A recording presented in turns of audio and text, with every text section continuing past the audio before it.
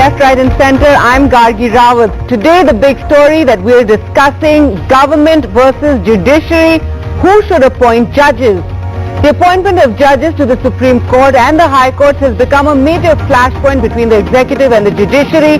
There's also been subtle and sometimes not so subtle sniping over the issue of powers of the Supreme Court. Now, days after the Vice President Jagdeep Dhankar questioned the basic structure doctrine as laid down by the Supreme Court in 1973, the Chief Justice of India, D.Y. Chandrachud, said yesterday on Saturday that it was like the North Star providing invaluable guidance for the interpretation of the Constitution here and elsewhere.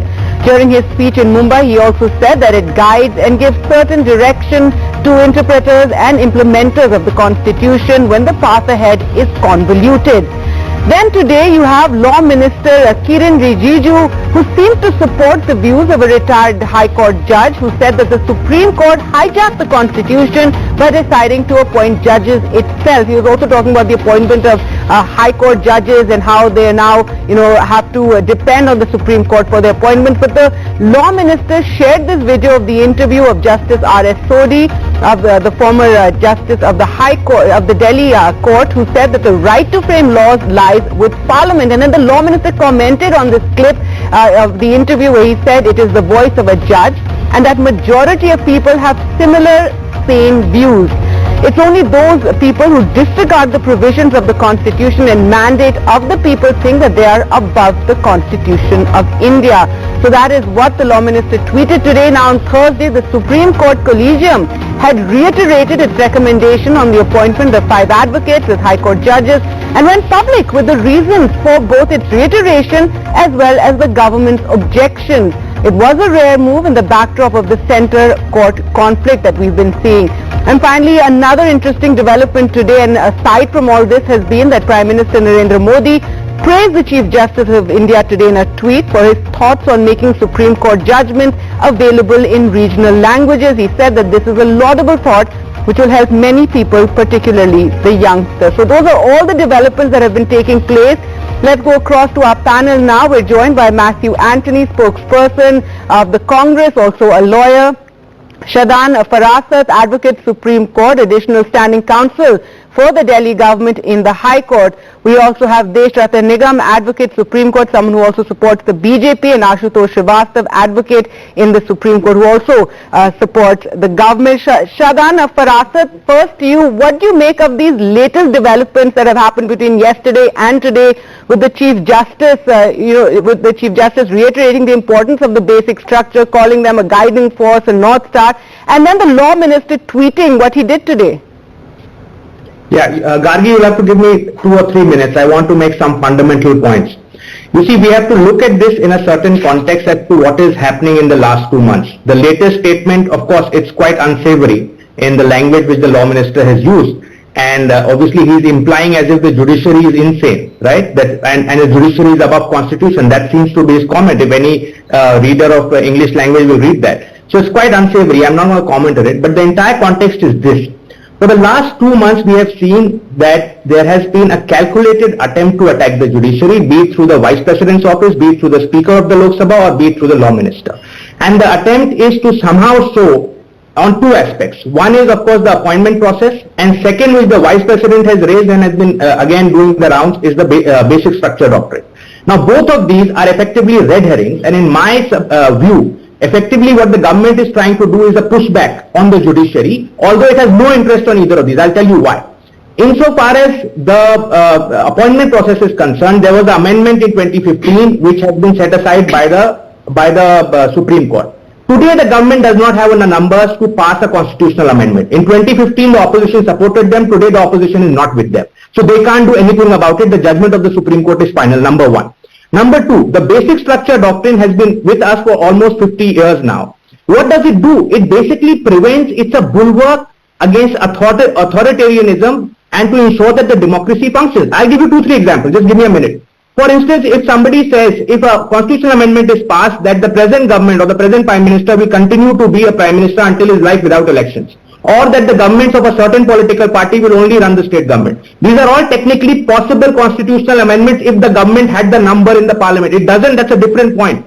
But these are possible amendments. It has happened in Russia. It has happened in Turkey. It has happened in the communist China.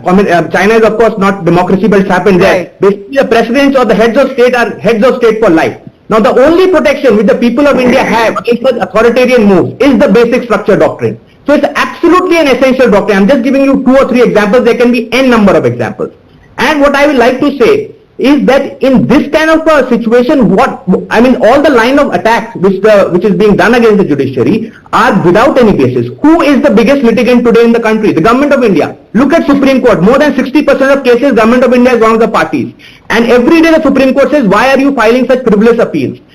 Last week, the Constitution made hearing an attempt in 1980s, which was settled, the Union Carbide Corporation. The government is trying to reopen it. So the government of India is the biggest litigator. It is the biggest cause of delay, and it is trying to do this as a pushback against the judiciary because it feels that the only independent institution left in India, it wants to capture it. I don't want to miss my word. We also, That's exactly what the attempt is. Need to remind the viewers that the basic structure doctrine also protected the Constitution when Indira Gandhi during the emergency wanted to make certain changes, and there was a pushback from the Supreme Court on the basis of this. But Desh Ratan, what would you say on what we've been seeing this last couple of weeks leading up to now these last 2 days and these sort of statements that have been made? Gargi, in fact, we are in a parliamentary democracy where will of the people is supreme. And if you recall, for the benefit of the co-panelists and your viewers, that the NJAC, which was for the appointment of judges, was passed unanimously by all the parties in both the houses. The question of having majority, this government does not have a majority or has a majority, does not arise. So that was a factual error being made that we require that because this government doesn't have a majority now. So all the parties had unanimously passed and reflected the will of the people. Both houses of parliament. It was unanimously passed in both the houses of parliament. Yes, at that time it was struck down. And today BJP has more seats. NDA at least have 53 more seats than they had on the last time. So let's not go into the majority, let's go into the merit of the case, where will of the people in a parliamentary democracy is supreme.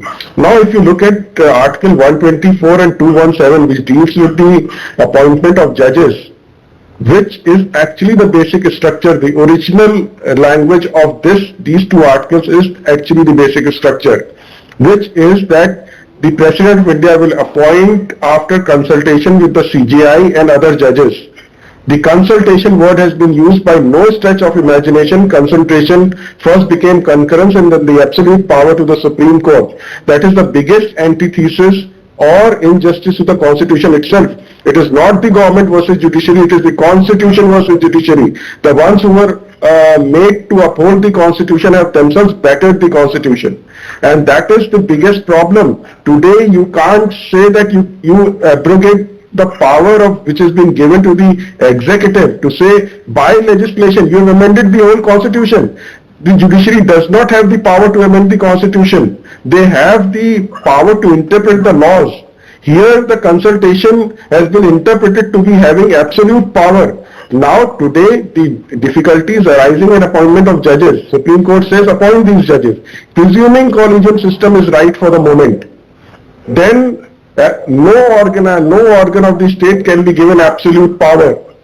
The absolute power that the Supreme Court has to have the check and balances. The pocket veto of the President gives the check and balances. If the Supreme Court's recommendations, which may or may not be good, there has to be a final check and balance. Here in this All right, case, let me get Matthew Antony in on this, especially on the issue of the National Judicial Appointments Commission Act, something that was, passed in Parliament at the time. Yeah, thank you, Gargi. I need a couple of minutes. I would like to start this with reading out a small sentence from the Constituent Assembly debate which gave birth to our Constitution on Article 19 on the 2nd December 1948 from the volume part 2 by Sri Lakshmi Narayan Sahu, a fiercely debating person, critic of the Constitution, many points on the Constitution, to Dr. Ambedkar, especially on Article 19 and on the Supreme Court. We have to depend for the interpretation of the particular article and its language that are enumerated herein on the Supreme Court or some other authority that would come into being in the future to ensure that the people's rights are not abridged. Now coming from there, that is where the Constitution is a living document which has been interpreted in due course of time by the judges appropriately into the political situations of the country to keep the independence of the judiciary. The separation of powers between the judiciary, the executive and the legislature was important. And I would like to recall the preamble of the Constitution, where we say that on this day of 26 November 1951, we hereby adopt, enact and give to ourselves this Constitution, which makes the Constitution supreme than the Parliament, because the Constitution is owned by the people of India. The reason why we oppose the NJAC in any point of time, at this point of time with the BJP, is that our experience with the BJP government is that Congress did support it earlier, but now you are opposing we did support it at that point of time, but our experiences after that is quite against the spirit of that supporting, because the absolute majority of the BJP government is being used to infuse the people of that right-wing thinking into the institutions, which corrupts the institutions, independence, neutrality and the separation of powers of the institution. That is the reason why we don't support the NJAC anymore. However, we agree that the collegium system requires a kind of a improvement, or a kind of a interpretation or adapting to the situations, or in accordance to the time.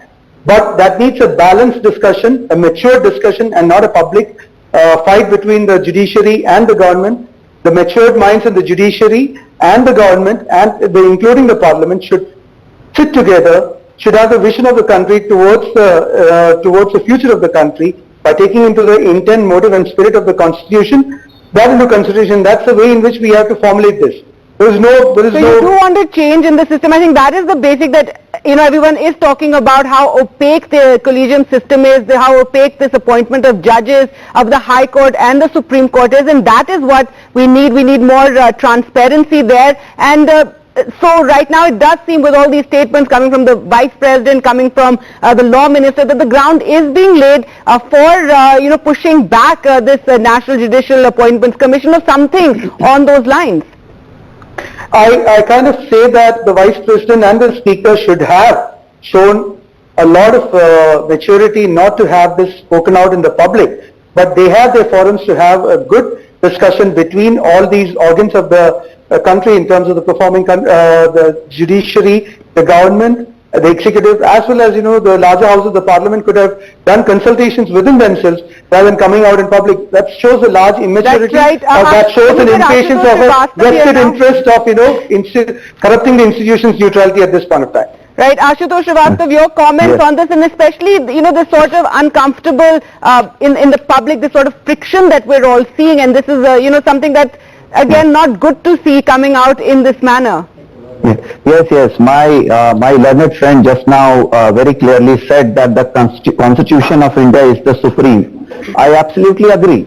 Now the question arises whether our Constitution has any provision for the collegium system. The answer is no. There is no collegium system is there in the Constitution of India.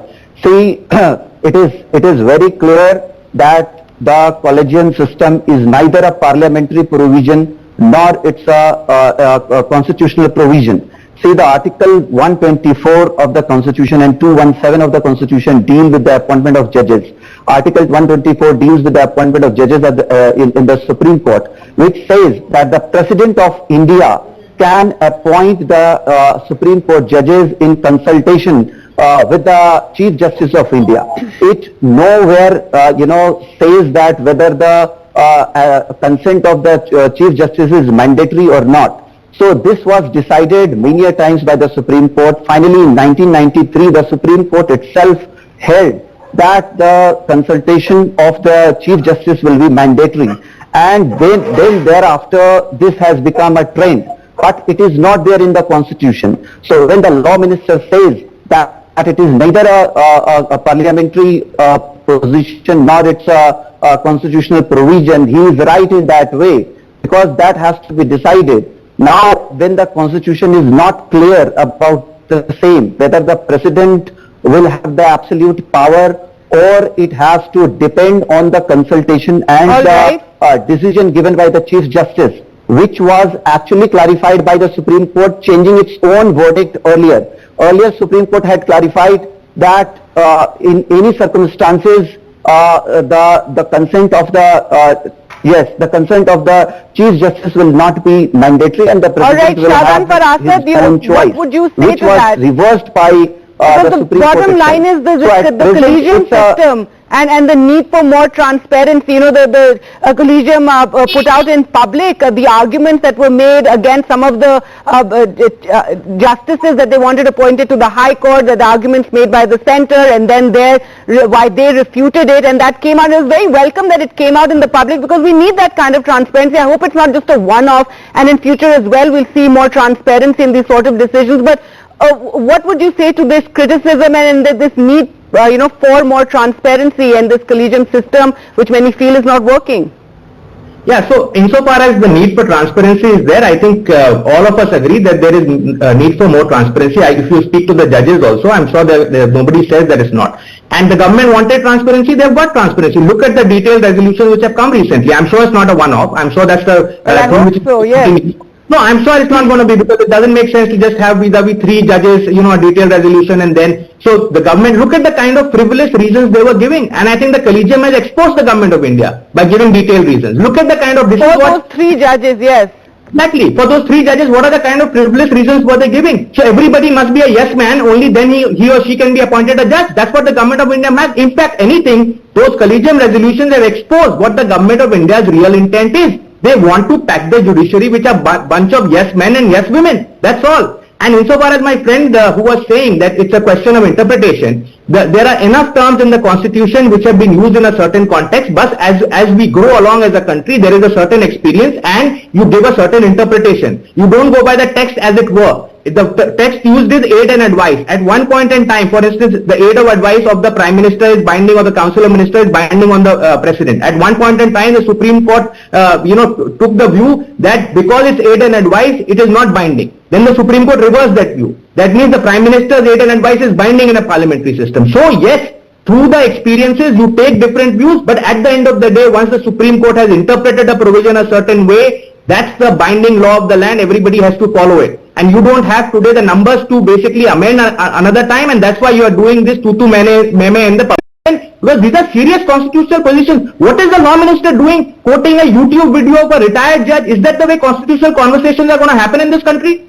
And the retired judge had more of an issue with the appointment of the High Court justices and saying that they have to now, pander to the Supreme Court, and that's how the High Court justices... Yeah, I mean, to the extent there is a criticism that, the collegium... It was never meant to be that the High Courts are, in a sense, subservient or any lesser than the Supreme Court. It's still not subservient. It's still not subservient. Supreme Court is only a court of appeal. Insofar as elevation of some High Court judges to the Supreme Court has a role, right? So it is still not subservient. The High Court passes order every day. Supreme Court either approves it or sets it aside. It happens every day, day in, day out. It's not subservient. The only thing is subservient is if an appeal is filed, on appeal the court can set aside that order. That's all. Nothing else. All right, Desh Ratan, your response to that?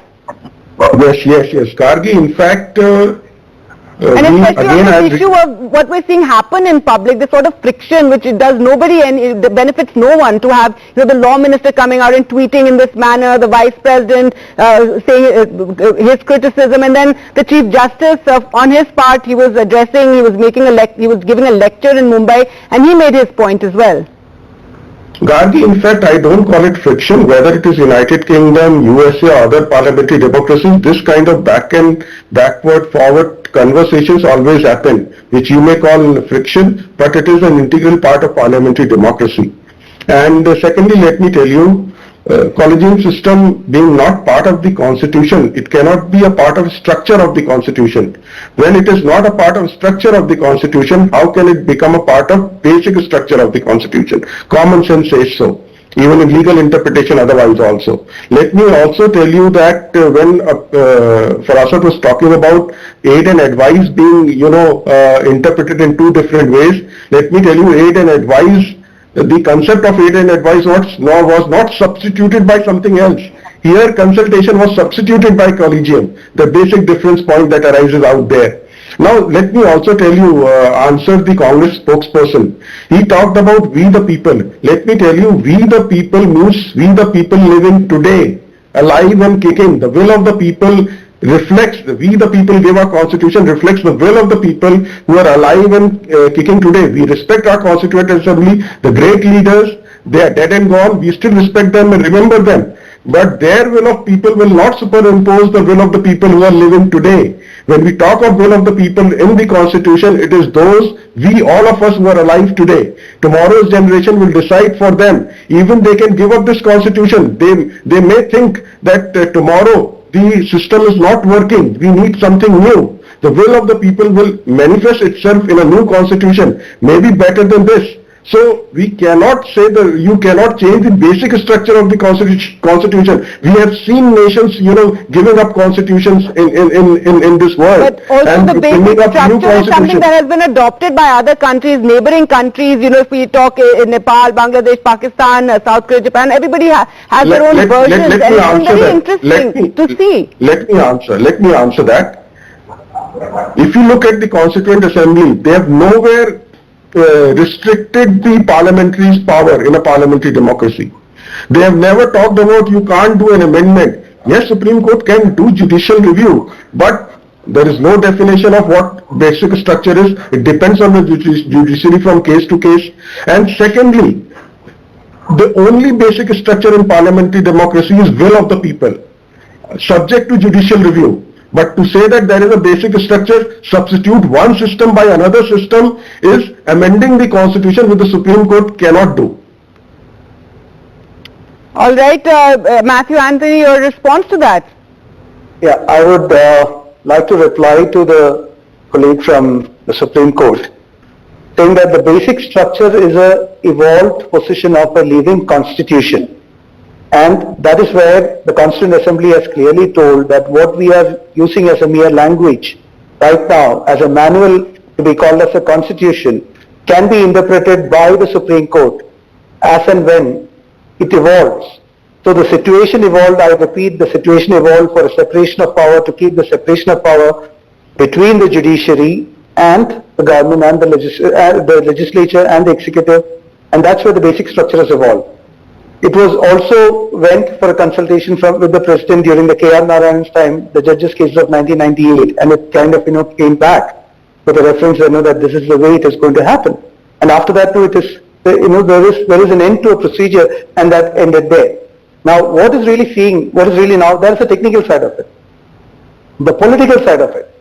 We are not seeing Kiran Rijiju. It is the BJP's right-wing ideology which is behind this structure to corrupt the neutrality of the institute to the best possible extent with their thinking, with the right-wing extreme thinking of the people. The Congress is not happy with the collegium system, this way of appointment. I didn't say Congress is not happy. I said that we want a change in the collegium system in accordance with the time. It needs any you do agree that the system currently is something that does require a change, some sort of changes to come about. It needs an improvement, but when a country's progress is made, this is not the way to kind of debate in public this is not the way to do it in such a nasty manner by insulting each other. But there is a matured way of conduct which is required, and that needs patience, that needs vision, that needs maturity, which is not demonstrated by the BJP. They want everything to be politicized. They want everything to be a mass product, which gets the hand claps and and that's where it is like.